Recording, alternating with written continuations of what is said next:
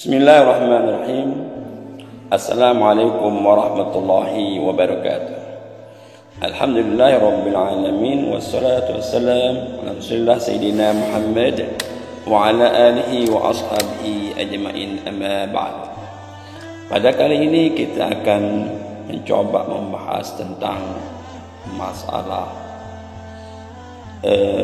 nuzul Quran, di mana kita lihat banyak masyarakat muslim yang melakukan nuzul Quran diawali dari tanggal 17 sudah mulai masyarakat merencanakan perayaan nuzul Quran di tengah bulan puasa atau malam Ramadan. Nuzul Quran yang menjadi suatu kebanggaan bagi kita umat muslim, karena nuzul Quran itu merupakan suatu rahmat Allah, di mana Allah memberikan petunjuk kepada kita melalui Al-Quran Al-Karim diturunkannya. Allah Ta'ala berfirman dalam Al-Quran, Bismillahirrahmanirrahim, Inna anzalnahu fi laylatil qadri wa ma adraka ma laylatul qadr. Laylatul qadri khairun min alfi syahrin tanazzalul malaikatu war-ruhu fiha biizni rabbihim min kulli amr. Salamun hiya hatta matla'il fajr. Di sini Allah jelaskan bahwa Allah Ta'ala menurunkan wahyu Al-Quran Al-Karim pada malam kemuliaan yang Allah berikan keberkahan pada malam itu. Bahkan nilai malam itu adalah lebih baik daripada 1000 bulan. Khairun min alfi syahr. Nilai malam itu sangat tinggi. Di sanalah tempatnya Al-Quran diturunkan kepada Nabi kita Muhammad sallallahu alaihi wasallam. Nah, dengan merasa syukur, merasa gembira, merasa senang karena Allah turunkan Al-Quran, dan juga termotivasi tentang apa yang disampaikan dalam Al-Quran, maka ada sebagian merayakan malam itu. Merayakan malam itu dengan penuh sukacita, dengan mengundang para penceramah untuk mengisi makna-makna malam itu. Malam nuzul Quran. Nuzul Quran itu pada malam Lailatul Qadar, malam kemuliaan. Dengan diundangnya para penceramah yang akan memberikan pencerahan kepada masyarakat untuk memperoleh satu hikmah dari malam itu. Nah, maka panitia masjid merencanakan akan tanggal ini diadakan, pada tanggal ini akan diadakan nuzul Quran, dan seperti itu yang kita lihat. Tapi ada tanyaan muncul di beberapa benak masyarakat. Wah, apa pertanyaan itu? Apakah perayaan itu termasuk bid'ah atau tidak? Pertanyaan ini kita urai, kita urai. Bentar lagi kita urai. Kemudian kalau tidak beda, apa namanya? Nah, ini yang berkembang di tengah masyarakat. Pertama kita maknakan dulu bid'ah itu apa. Cara bahasa bid'ah itu seperti yang kita sudah bahas pada sebelumnya, pada video-video sebelumnya, bahwa bid'ah itu sesuatu hal yang baru. Apa saja yang baru ya bid'ah namanya.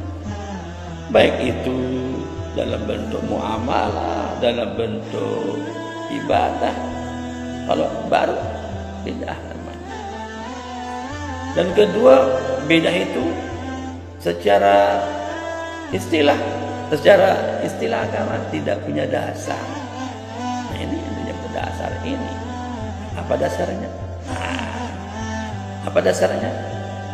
Nah, kalau dasarnya tidak ada, kemudian itu melawan dari segi agama, namanya bid'ah. Coba kita lihat sekarang. Perayaan nuzul Quran itu bid'ah atau tidak? Secara bahasa maupun secara istilah dalam satu pandangan kelompok, dia adalah bid'ah. Ini kalau kelompok, ini satu kelompok masyarakat, ya bid'ah namanya. Kullu bid'atin dhalalah. Setiap bid'ah itu sesat. Ya udah, tidak ada nama lain, tidak ada hukumnya, tidak ada mengatakan haram, halal, mubah, tidak, bid'ah, tidak bid'ah. Ditentang, dia melawan agama karena tidak punya dasar. Apa dasarnya? Tidak ada pernah dilakukan oleh sahabat, tidak pernah dilakukan oleh Nabi. Nah, ini menurut kelompok pertama, ini bid'ah karena tidak ada dasarnya. Tidak ada dasar dari Nabi, tidak ada dasar dari sahabat. Nah, ini menurut kelompok pertama. Ingat, menurut kelompok pertama. Jadi bid'ah. Kalau bid'ah, ya tentu kullu bid'atin dhalalah. Setiap bid'ah itu dhalalah itu sesat. Wa kullu dhalalatin finnar. Setiap kesesatan itu neraka.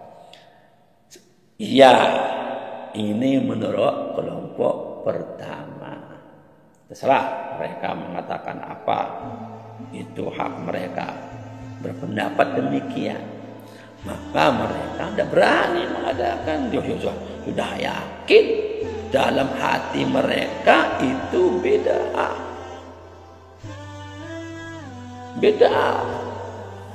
Sangat takut mereka mengatakan mau mengadakan itu sudah neraka.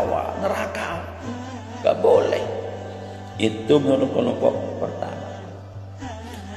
Nah, kelompok kedua bagaimana?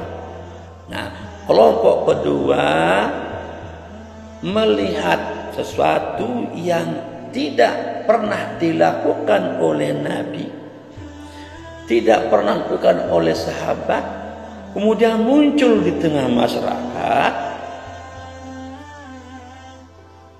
Apa caranya untuk menilai perbuatan ini? Apa cara untuk menilai perbuatan ini? Maka dicek dulu. Perbuatan itu mengandung apa? Oh, ternyata ada ceramah, ada itu, ada zikir dan sebagainya. Nampaknya itu kebagusan yang dilakukan oleh masyarakat. Maka mereka mencari kriteria. Pertama, apakah itu perbuatan wajib, perbuatan haram, perbuatan makruh, perbuatan mubah, atau perbuatan sunnah. Ini cara melihatnya. Bukan langsung ke bid'ah, tidak. Ini perbuatan ini masuk mana? Kategori apa?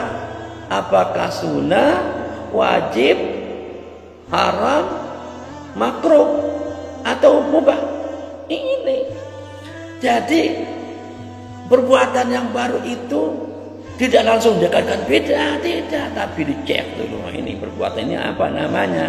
baru dilakukan penelitian. Oh, ini masuk kategori haramkah, mubahkah, sunnahkah, atau makruh. Nah, kalau dilihat dari segi tata cara, maka yaitu berkesesuaian dengan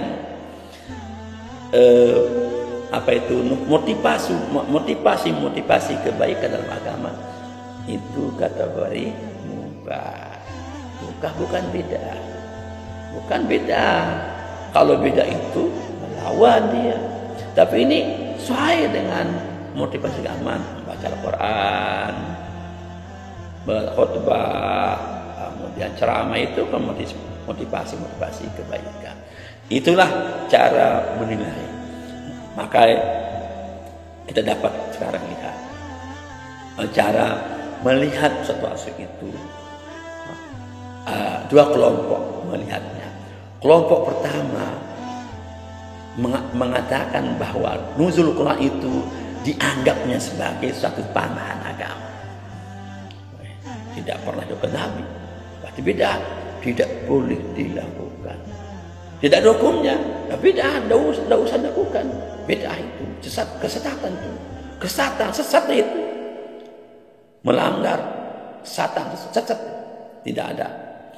Kelompok kedua menilainya dengan cara melihat apa isi dari perbuatan itu. Kalau isinya perbuatan itu ya hal-hal yang haram, maka jatuh kepada haram.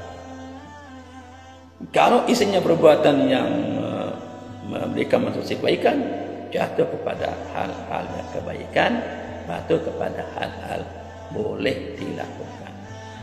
Itulah yang perlu kita mengerti bagaimana orang itu menilai tentang suatu permasalahan itu. Jadi mereka yang mengatakan beda itu punya cara sendiri menilai. Kita yang mengatakan tidak beda memiliki cara sendiri menilai. Nah, sehingga sebenarnya tidak masalah. Cuma mungkin persepsi orang beda, kemudian itu kita merasa berapi-api. Padahal itu kita punya kriteria. Dalam fikih itu kan perspektif fikih haram, halal, mubah, sunnah, makruh. Nah, itu cara kita. Demikian. Assalamualaikum warahmatullahi wabarakatuh.